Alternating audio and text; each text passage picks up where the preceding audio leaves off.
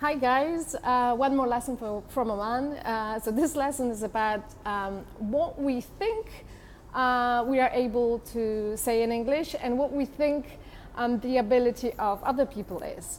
What I noticed is that some of my clients come to me and say, Kasia, I have these people from my company, when we meet up, they speak English so well.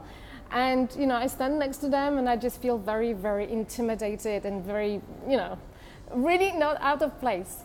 For whatever reason, they speak very well, and for whatever reason, I cannot speak well at all, and I feel completely embarrassed. And it happens in all sorts of situations. It happens within the same company within Poland, but it also happens when we talk about people coming from France, from Germany, from Russia, wherever they come from. If they are part of our company, if we do meet them because we represent our company somewhere, we tend to come across people who speak English, and we tend to judge the ability of English and compare our own level to their level.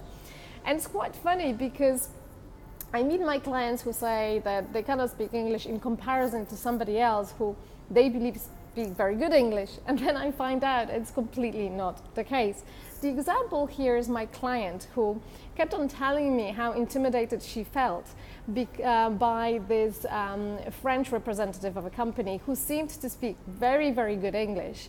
And every time she went for any kind of meeting, for any kind of business meeting or any evening dinner type of meeting, she always felt incredibly intimidated and very, very shy, and she really didn't want to speak too much, simply because she felt that this other guy can hear all of her mistakes, and she felt pretty bad about that. And every time she came back from this meeting, she kept on telling me, Kasia, I really didn't feel well, he speaks such a good English, and I can't speak. And I remember that one day she said to me, you know what? I really would like you to check this email from me because I need to respond to this guy, but he uses such amazing English that I cannot read what's written there, therefore I cannot translate it, and and I cannot answer him. And I said, okay, go ahead, just show me the email. And I looked at the email, and trust me, I didn't understand it. And I didn't understand it not because it was written with such poetic, Shakespearean level of English, but it was written in such a bad English with usage of such weird vocab that I knew that this person never really spoke English well, and that it's impossible that he was proficient in any kind of way in terms of English. And when I asked my client, so, how did you judge his ability to be able to speak English? How did you make your opinion, make your judgment that you speak worse than he does? And she simply replied, oh, because, he's got such a fabulous accent, and his pronunciation seems to be so good, and he seems to be speaking so fast and so fluently. And I would just like to I would like you to notice this one thing, that with all honesty, if somebody speaks fast, fluently, they might be speaking, all sorts of words. It might sound very English, British, American, whatever.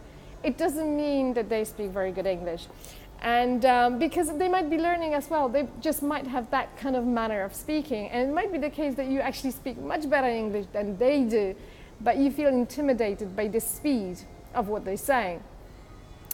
So keep this in mind because it happens very often. I've seen it in many clients. I've seen it in Poland and elsewhere. Pay attention to your ability and stop paying attention to other people's ability, because very often your judgment of yourself is very, very harsh. So you think you don't speak when you do. And your judgment of other people is very, very, very high up, which means that you think that they speak incredibly good English while they're actually not as good as you are. So with this thought, I'm wishing you good luck, and just remember, just pay attention to your own English and you will be absolutely fine. Take care, guys. Bye.